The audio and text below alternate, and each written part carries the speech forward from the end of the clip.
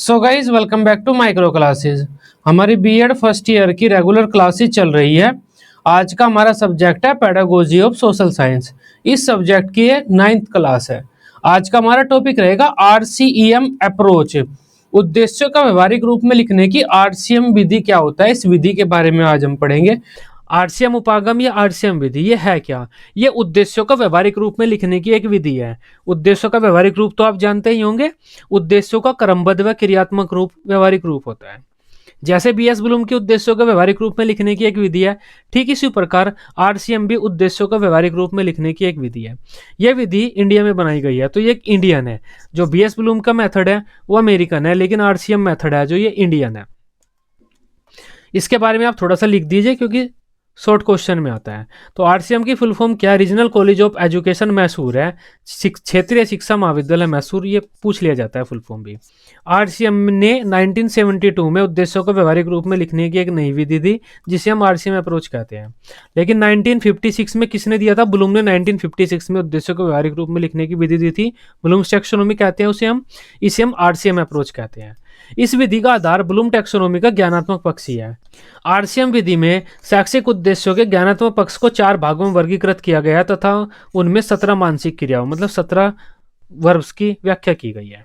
अब देखते हैं इसके बारे में थोड़ा सा। देखो, अगर ब्लूम की टैक्सोनॉमी में बात करें तो ब्लूम की टैक्सोनॉमी में उद्देश्यों को लगभग 18 भागों में बांटा गया था।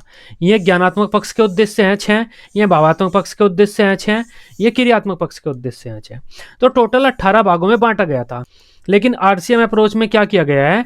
सिर्फ इस ज्ञानात्मक पक्ष का ही प्रयोग किया गया है, जिससे 18 न रहकर में कम हो गए। आरसीएम अप्रोच में उद्देश्यों का जो वर्गीकरण है वो सिर्फ 4 भागों में किया गया है।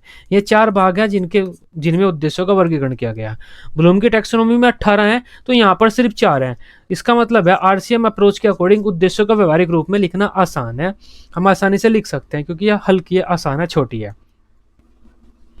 सबसे पहला उद्देश्य होता है ज्ञान, दूसरा होता है बोध, तीसरा होता है प्रयोग, चौथा होता है सृजनात्मकता। मतलब उद्देश्यों का क्रमबद्ध रूप उन्होंने इस प्रकार प्रस्तुत किया।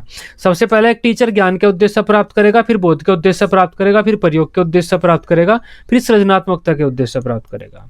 अगर आप इसे पिरामिड की फॉर्म में दर्शाना चाहते हैं तो ऐसे दर्शा सकते हैं। पिरामिड की फॉर्म में आपको नीचे से ऊपर की तरफ जाना पड़ेगा क्योंकि पिरामिड का निर्माण नीचे से होता है और लास्ट में ऊपर आता है। तो सबसे छोटा उद्देश्य तो ज्ञान का होता है। देखो, आरसीएम अप्रोच क्या है? उद्देश्यों का व्यवहारिक रूप में लिखने की एक विधि है। तो अगर हम व्यवहारिक उद्देश्य लिखते हैं तो 2 बातें इंपॉर्टेंट होती हैं। सबसे पहला तो उद्देश्यों का क्रमबद्ध होना, उद्देश्य एक सीक्वेंस में होते हैं व्यवहारिक रूप में। दूसरा, हर उद्देश्य के साथ कुछ क्रियाएं होती हैं, वर्ब्स होती हैं। अगर हम उद्देश्यों को क्रमबद्ध लिखते हैं और कुछ क्रियाएं लिखते हैं उनके साथ, तो वो उद्देश्यों का व्यवहारिक रूप होता है। तब आरसीएम अप्रोच ने उद्देश्यों को क्रमबद्ध रूप इस तरह से प्रस्तुत किया। सबसे पहले एक टीचर ज्ञान के उद्देश्य प्राप्त करेगा, फिर बोध के, फिर प्रयोग के, फिर सृजनात्मकता के। अब इनके बारे में देखते हैं। 4 उद्देश्य ये क्या होते हैं? ज्ञान में बच्चे कोई नया ज्ञान रटते हैं, नया ज्ञान प्राप्त करते हैं। अगर बच्चे अपने दिमाग में कोई नया ज्ञान धारण करते हैं तो वो ज्ञान होता है, मतलब ज्ञान की क्रिया होती है, ज्ञान के उद्देश्य होता है वो। ऐसा कोई भी उद्देश्य जिसमें बच्चे रटते हैं वो ज्ञान उद्देश्य में रखा गया है आरसीएम मेथड के अनुसार। ज्ञान में बच्चे कोई चीज रटेंगे, पाड़े रट सकते हैं, संज्ञा की परिभाषा रट सकते हैं, 2 और 2 4 होते हैं, बच्चे ये रट सकते हैं। तो कोई भी चीज बच्चे रटते हैं वो ज्ञान होता है। बोध में बच्चे उस चीज को समझते हैं जो उन्होंने रटा है। संज्ञा की परिभाषा यहाँ पर रटी थी, यहाँ पर बच्चे संज्ञा को समझेंगे, संज्ञा एक्चुअल में होता क्या है उसका अर्थ समझेंगे। प्रयोग में बच्चे उस चीज का प्रयोग करेंगे, जो भी ज्ञान बच्चों ने लिया है, यहाँ पर रटा है, यहाँ पर समझा है, उस ज्ञान का प्रयोग करेंगे। सृजनात्मकता में बच्चे उस ज्ञान के बारे में बारीकी से चिंतन करेंगे, सोच विचार करेंगे। इस तरह से आरसीएम अप्रोच ने सबसे पहले तो उद्देश्यों का क्रमबद्ध रूप प्रस्तुत किया हमें, और हर उद्देश्य के साथ कुछ क्रियाएं प्रस्तुत की। ये आप देख सकते हैं, इन्हें भी आप लिख सकते हैं। ये उद्देश्यों की क्रियाएं होती हैं। ज्ञान में बच्चा कोई भी ज्ञान रटेगा। जब उसने कोई ज्ञान रट लिया है तो प्रत्यास्मरण होता है, रटी हुई चीज को याद करना। प्रत्याभिज्ञान होता है किसी रटी हुई चीज को देखकर समझ लेना, पहचान लेना। जैसे बच्चे ने रट लिया था ये हाथी होता है, ये घोड़ा होता है, तो बच्चे को जब हम घोड़े का फोटो दिखाते हैं तो बच्चा समझ लेता है ये तो घोड़ा है। तो प्रत्यास्मरण रटी हुई चीज को याद करना, प्रत्याभिज्ञान पहचानना। तो ये याद करना और पहचानना, ये 2 क्रियाएं ज्ञान में आती है। अगर बच्चे याद कर लेते हैं तो और पहचान लेते हैं तो ज्ञान के उद्देश्य प्राप्त हो गए हैं। ठीक इसी प्रकार बोध में बच्चे रटी हुई चीज को समझते हैं। अगर ये काम बच्चे करते हैं तो ये उद्देश्य बोध के प्राप्त हो गए हैं। ठीक इसी प्रकार प्रयोग में बच्चे किसी कार्य को जो ज्ञान उन्होंने सीखा है उसका प्रयोग करके देखते हैं। अगर बच्चे ये काम करते हैं तो प्रयोग के उद्देश्य प्राप्त हो गए हैं। ठीक इसी प्रकार सृजनात्मकता, अगर बच्चे ये सारे कार्य करते हैं तो सृजनात्मकता के उद्देश्य प्राप्त हो गए हैं। तो ये आरसीएम अप्रोच था।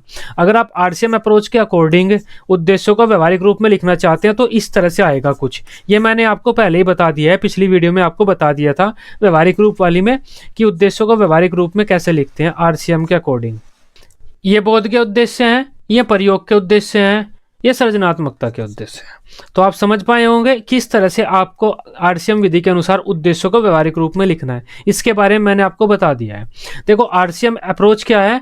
आरसीएम अप्रोच उद्देश्यों को व्यवहारिक रूप में लिखने की एक विधि है। और जब हम उद्देश्यों को व्यवहारिक रूप में लिखते हैं तो दो चीज़ें सबसे ज़्यादा इंपॉर्टेंट होती है। सबसे पहला तो उद्देश्यों का क्रमबद्ध रूप में होना, और दूसरा उन उद्देश्यों के साथ कुछ क्रियाओं का होना।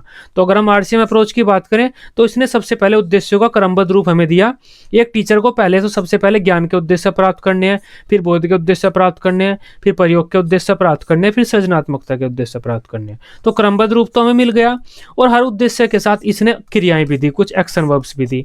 इस प्रकार हम कह सकते हैं ये आरसीएम जो अप्रोच है वो उद्देश्यों को व्यवहारिक रूप में लिखने की एक विधि है। आई होप इस विधि को अब आप समझ पाए होंगे ये क्या होती है। वीडियो अच्छी लगी हो आप इसे अपने बीएड ग्रुप में दोस्तों के साथ शेयर कर सकते हैं।